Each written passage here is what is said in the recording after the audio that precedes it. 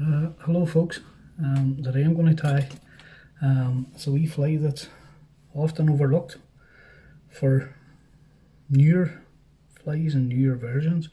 It's a cat's whisker, an excellent trout fly for fresh rainbow trout. So we'll just get started here. The hook and the vise is a size 8 barbless nymph hook from Blob and Buzzer. Now the bead I'm going to use is a 3mm chain bead. It was just taken off a length of chain. So the thread I'm going to use is 50 denier nano silk from Semperfly in white. So we'll just start and run a few turns on behind the eye of the hook. Come on and trim away that excess. And run our thread back towards the eye of the hook. You don't want to come right up tight against the eye, leave it back a wee bit from the eye of the hook. Now I always tie my chain bead underneath the hook. It's something that I saw years ago when I was actually an orange and black cat's whisker I was fishing, and it was swimming upside down because the chain bead was on top. I switched them over to the bottom and I haven't seen the problem since, but I tie them on the bottom. You can tie them on the top if you so choose. Just for me, it's something I started, as I say, years ago, and all the lures that I tie now, you tie the chain bead on the bottom. So start your chain bead eyes, get a few turns over them just to get them started. Flip your vise back over again. Take your time then and line up the chain bead where we want them to sit. Come on then, and I'll actually flip the vise over so that you can see what I'm doing.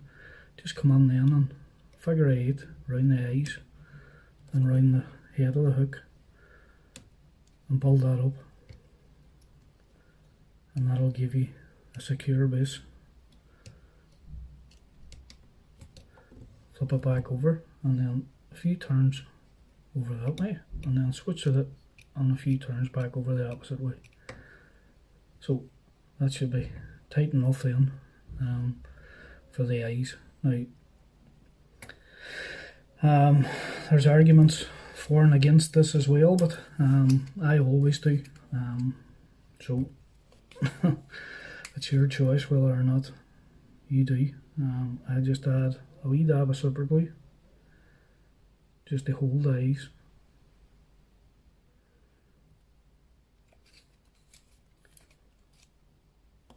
And then run our thread towards the rear of the hook.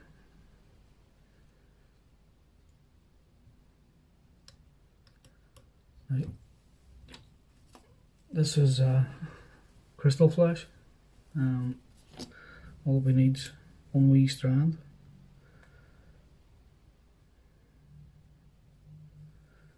We'll pull a strand out.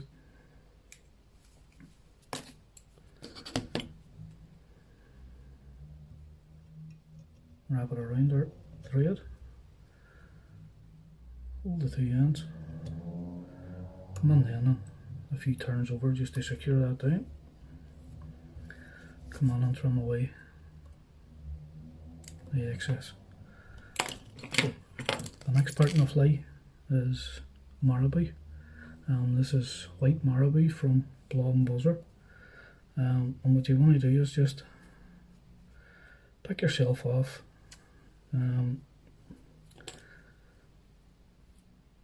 Two decent wee clumps. You don't want this too heavy, because what you do is if you tie it on too heavy, you destroy the movement in the fly. So this is our tail here, and as I say, that's about 2 pinches of marabou. Now what I do with it is this end here, and knock that away, and then slide this forward a bit, and what I do is all this fluff here, just come on with your nail and strip all that fluff away, and all that leaves you then is the stalks of the marabou.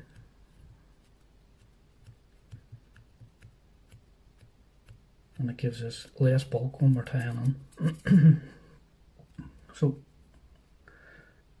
we twist round just to tighten them up.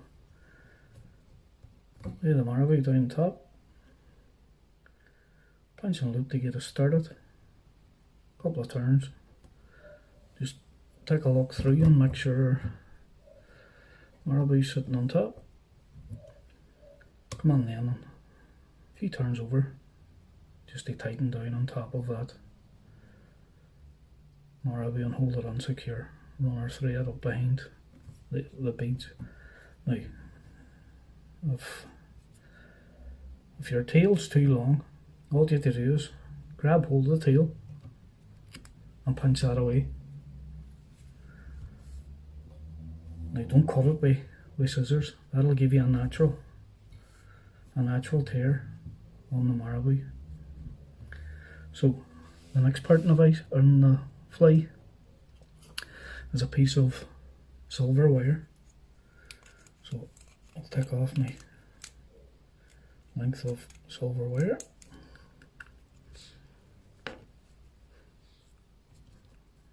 Lay that down on top of the hook and run the thread down towards your tail, and take your time and tie that tail down where we want it to go. So you want to get turn behind, turn over the top, a turn underneath,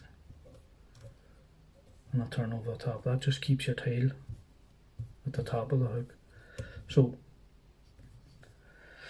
the next part in the fly now, this is chartreuse diamond dub. Just come in and take out our pinch of diamond dub, dub that on the thread.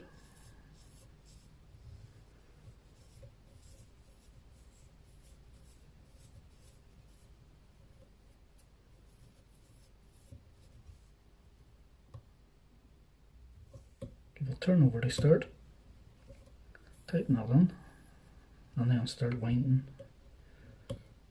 your dubbing towards the beads. Now what this does is it keeps the body nice and thin. Don't be afraid to wrap that on, because we're going to brush that out now with a bit of Velcro. So get our rub, run that in the opposite direction from what we wind on the dubbing. Same thing up behind the bead of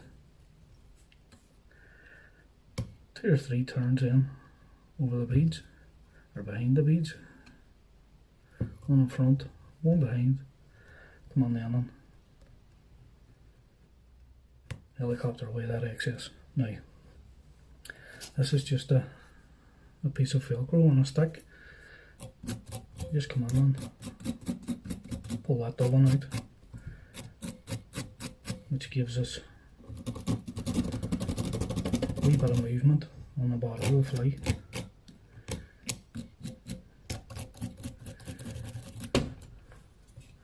So the last part in the fly now is our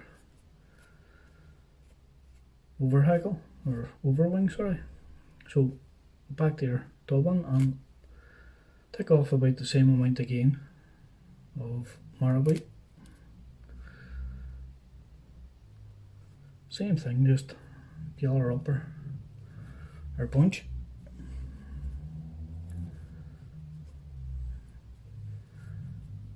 Come on then, knock away that excess. Come on then and strip away that fluff, and that'll give us the stalks to tie in, the same as we did with the tail. So lay that down on top, pinching it up over the top just to get us started. A few turns, and then take a look down through it and make sure the over wing's lining up with the tail.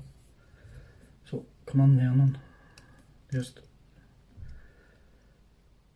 come through your chain eyes and tie down the stalks of them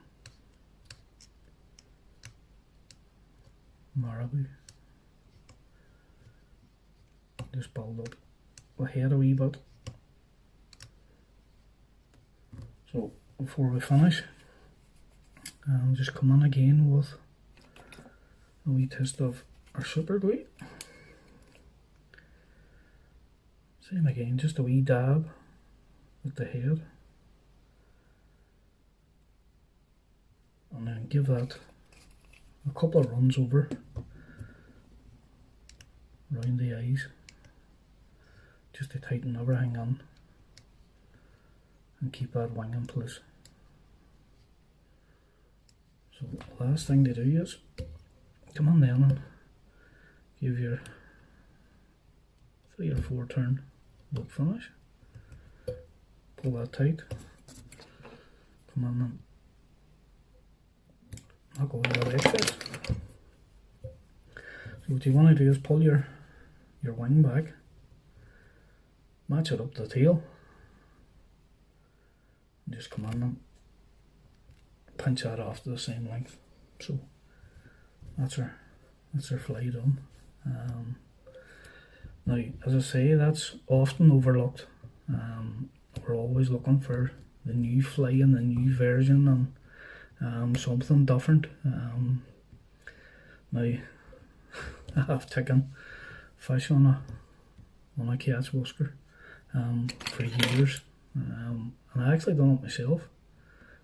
I'd actually stopped using it, and I put it on the last day I was fishing, and there was bow waves coming in, chasing the fly in. It was just underneath the surface, and as I say, there was bow waves from trout chasing in the fly, and it made me come back and tie up a few. But that's a version tied way. As I say, that's chartreuse diamond dub. Now you can use that's chartreuse fruit, which is the one that I showed at the start. As I say, that's the fruits version, and that's the Dublin version. So there you go, folks.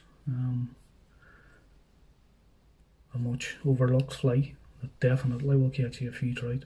And as I say, the last day I was using it, they were chasing the fly in. You could see the bow waves of the trout coming after it, and the fly was only, I'd say it was about 6 inches underneath the surface. So there you go, folks. Dead easy fly to tie.